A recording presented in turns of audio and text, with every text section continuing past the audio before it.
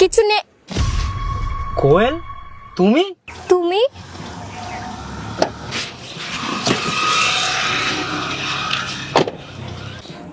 এ কি অবস্থা তোমার?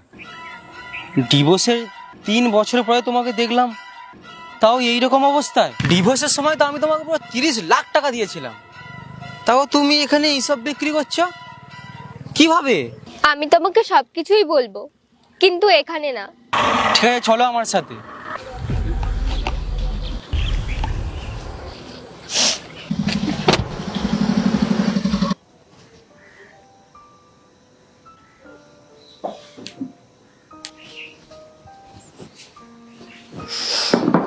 তোমার জন্য কিছু খাবার আনি?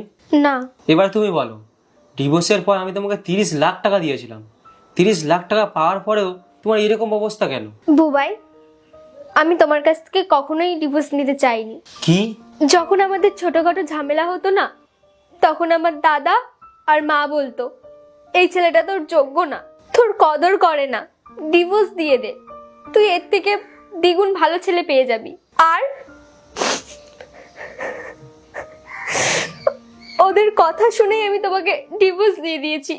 আমার কোনো টাকারও দরকার ছিল না, কিন্তু আমার দাদা বলল, এমনিতে কেন ছেড়ে দেব, টাকা নেব। ওর কথায় আমি এসব করেছি। দেখো, যেটা হয়ে গেছে সেটা হয়ে গেছে, কিন্তু তুমি এটা বলো, ওই 30 লাখ টাকা কোথায় গেল তোমাকে এইসব কাজ করতে হচ্ছে? ওই টাকাটা তুমি আমাকে দিয়েছিলে, কিন্তু আমি কখনো পাইনি।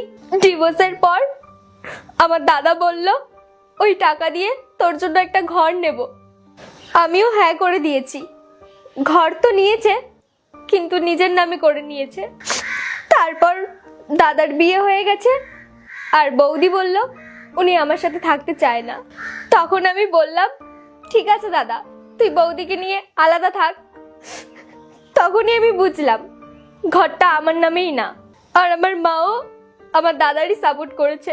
তখন আমার ঘর থেকে বের হয়ে যেতে হলো। না আমার কাছে কোনো থাকার জায়গা ছিল, না আমার কাছে কোনো টাকা পয়সা ছিল। তারপর আমি রাস্তায় ঘুরে ঘুরে যাতাভাবে কাটিয়েছি। তার কিছুদিন পরেই এই জিনিসগুলো বিক্রি করা শুরু করেছি, যাতে আমার পেটটা চলে। তুমি কেঁদো না প্লিজ। প্লিজ বুবাই, তুমি আমাকে ক্ষমা করে দাও। আমি তোমার সাথে অনেক ভুল করেছি। আমি কোর্টে 30 লাখ টাকা চেয়েছিলাম, তুমি একবারও মানা করোনি।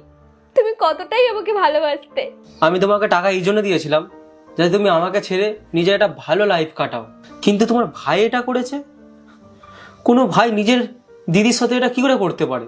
আমার কর্মের ফল ওটা। আমি তোমাকে ধোকা দিয়েছি, আর ও আমাকে।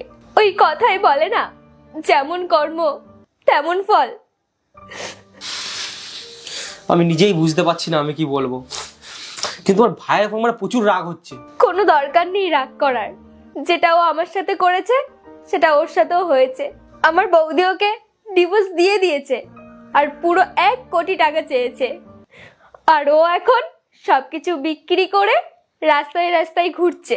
আর তোমার মা? যেদিন আমার দাদার বিয়ে হয়েছে না, তার 3 মাস পর মাকেও বৃদ্ধাশ্রমে পাঠিয়ে দিয়েছে। তাই জন্যই তো বলে, তুমি যেই কর্ম করবে তুমি সেই ফল এই জীবনেই পেয়ে যাবে। ঠিক আছে, আমি আসছি। Thank you so much. তোমার সাথে দেখা হয়ে আমার খুব ভালো লাগলো।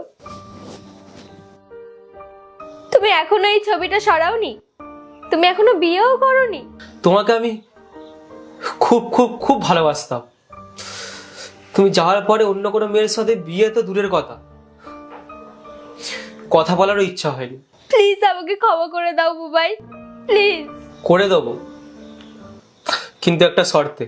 তোমার সব সত্য আমি মানতে রাজি আছি, বলো। আমাকে ফের একবার বিয়ে করবে?